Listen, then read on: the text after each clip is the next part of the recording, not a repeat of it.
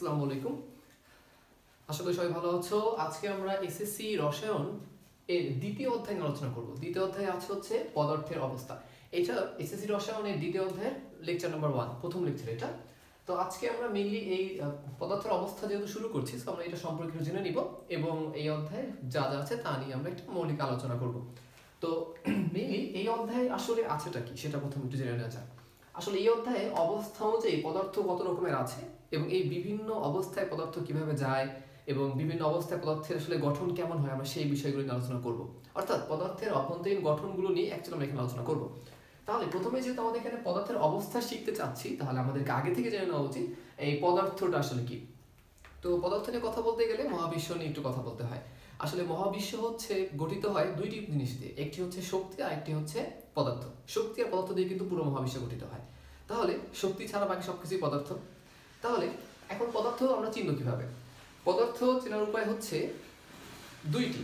অর্থাৎ আমরা যদি একটি পদার্থ চিন্তা করি, সাপোজ আমি একটি ঘনবস্তু অঙ্কন করলাম, তাহলে এই ঘনবস্তুর যেটা আছে এটা আমরা তাকে কেন পদার্থ বলছি?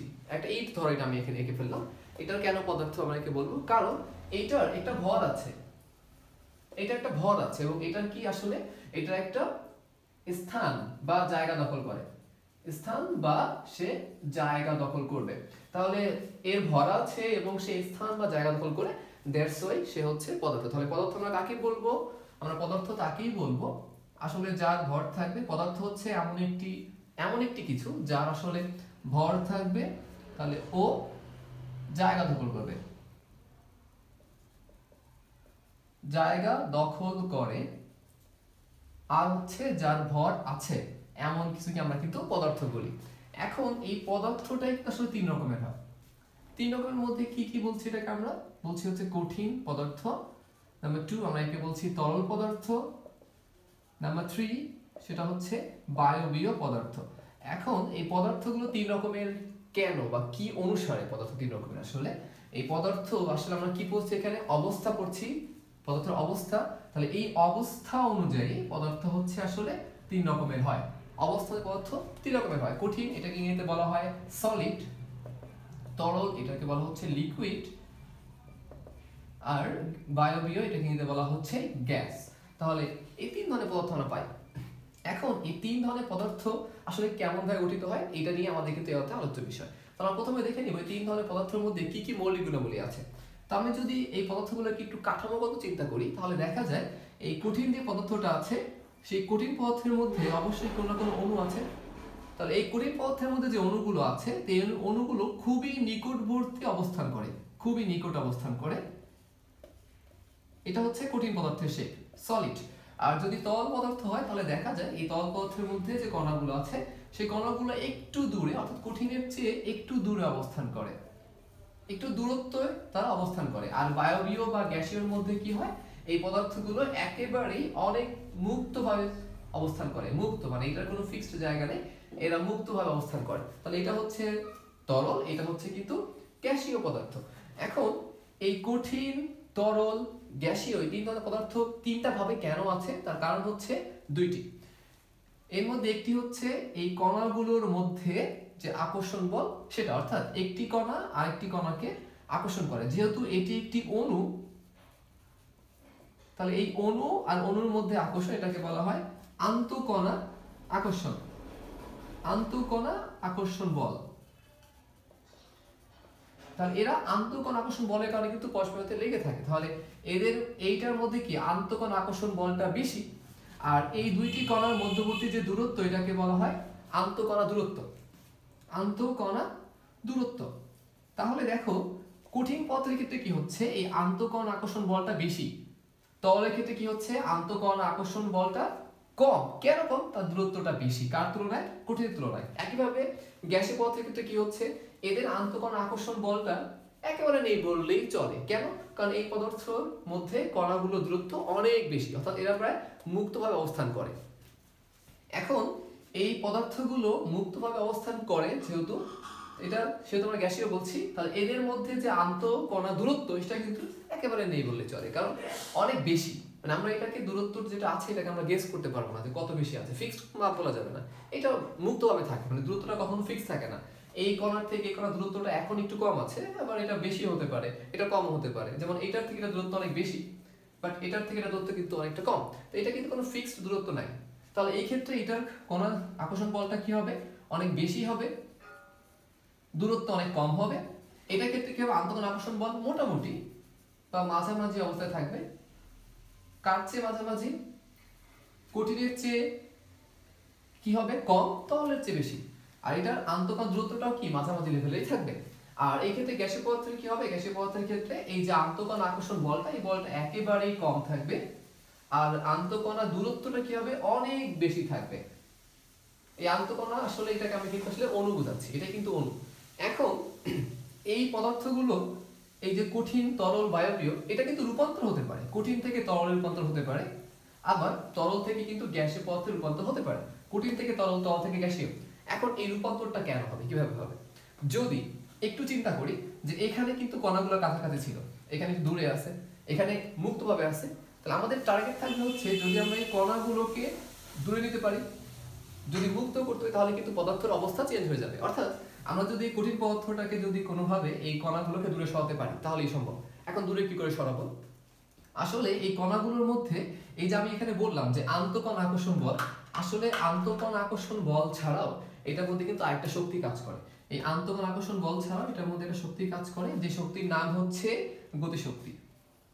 অর্থাৎ কণাগুলো একটা নির্দিষ্ট পরিমাণে গতিশক্তিতে কিন্তু অবস্থান করে।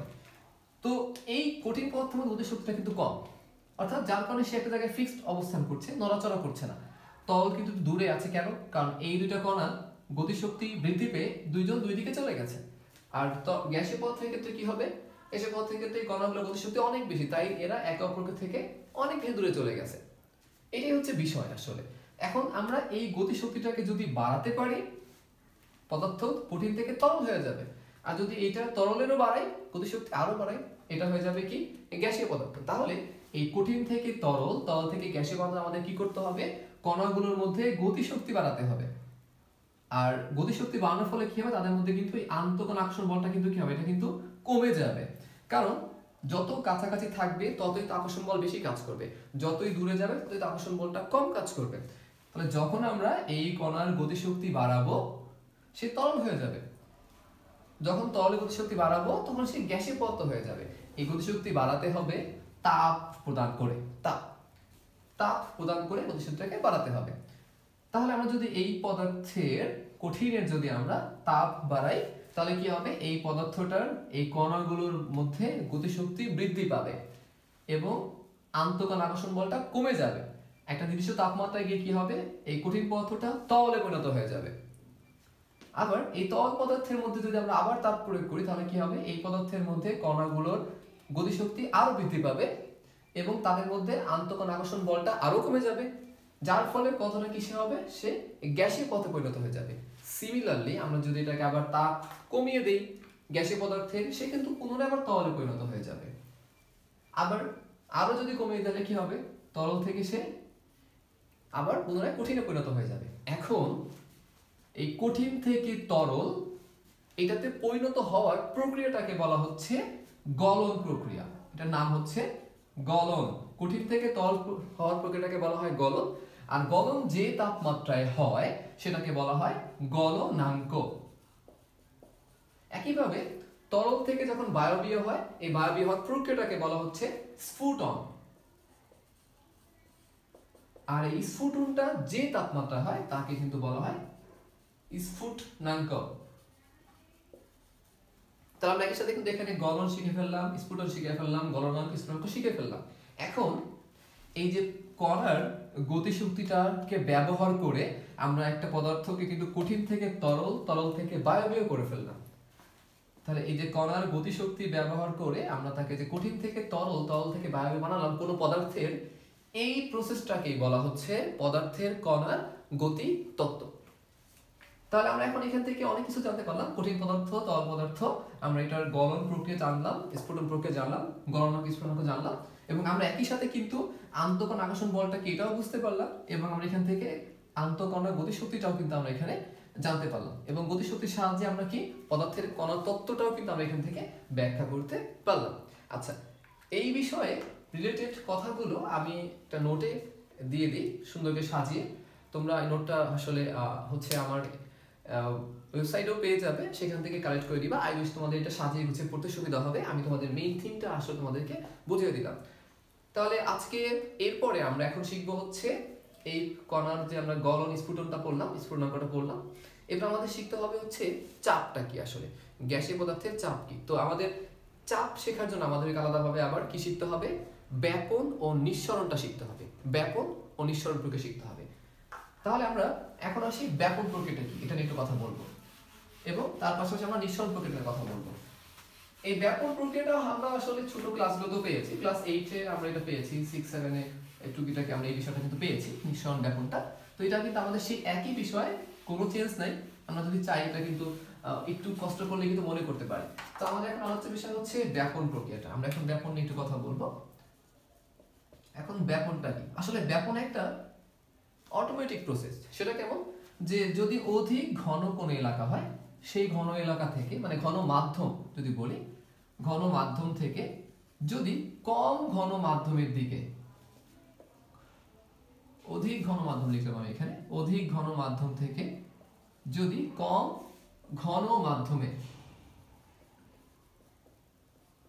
এই দিকে যদি কোনো পদার্থের অণুগুলো বা কণাগুলো যদি অগ্রসর হয়, কে অগ্রসর হবে, অণু বা কণা। এখানে কে যাবে, এখান থেকে এখানে কে যাবে, অণু।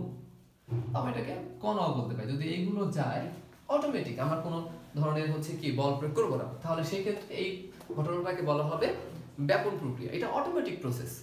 এবং এই ব্যাপন প্রক্রিয়া যে ঘটে, এই ব্যাপন প্রক্রিয়ার ক্ষেত্রে যে কোনো পদার্থের ঘটতে পারে, অর্থাৎ কঠিন পদার্থের ব্যাপন ঘটতে পারে, কঠিনের ঘটতে পারে, তরল পদার্থের ব্যাপন ঘটতে পারে, এবং আমাদের যে গ্যাসীয় পদার্থ, এই তিনটার কিন্তু ব্যাপন ঘটতে পারে, সম্ভব এটা।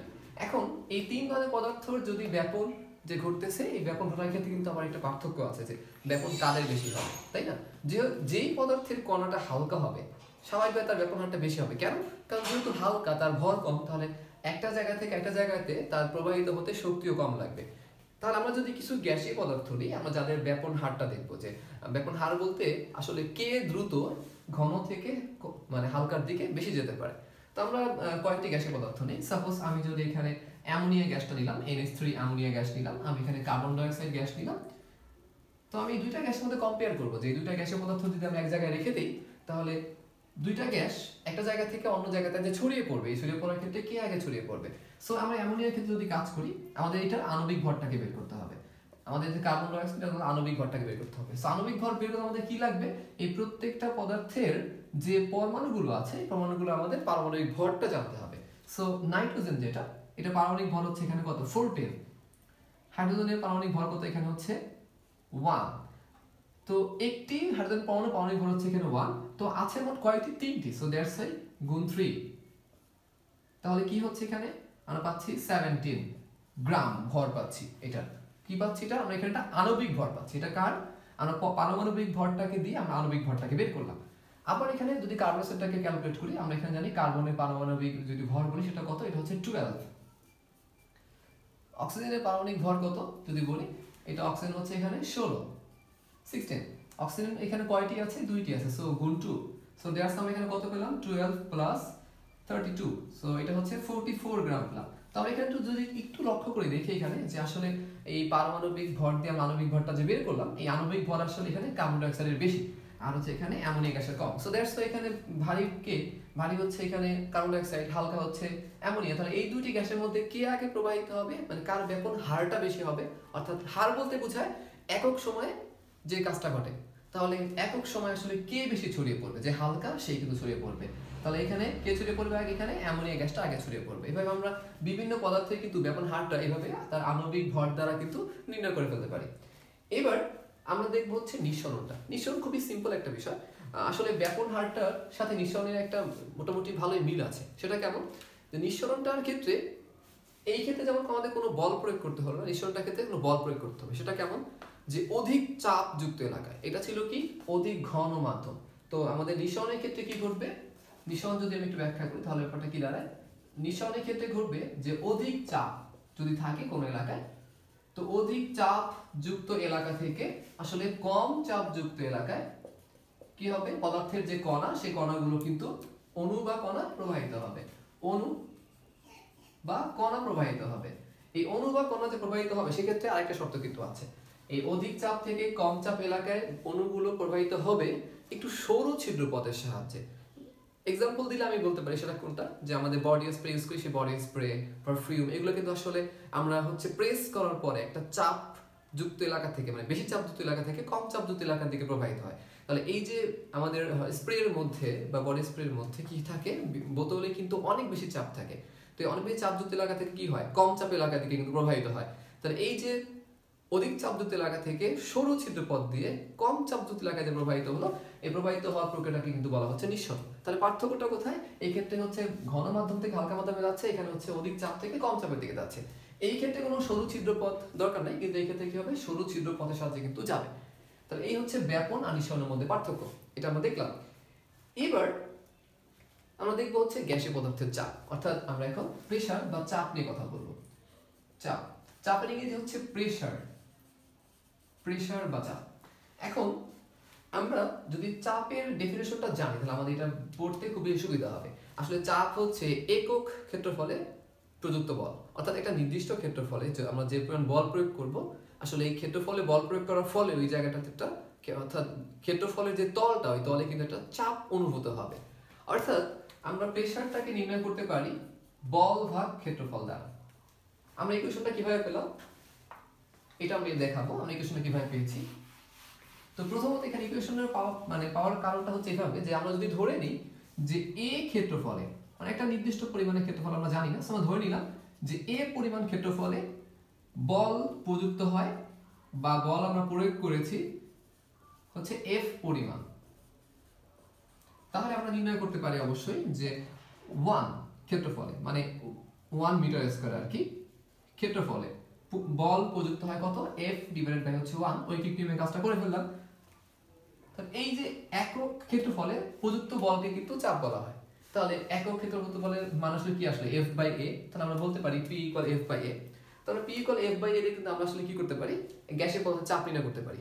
এখন গ্যাসের পদার্থে আমরা বলটা কোথায় পাবো এবং কিভাবে পাবো তা আমরা দেখব।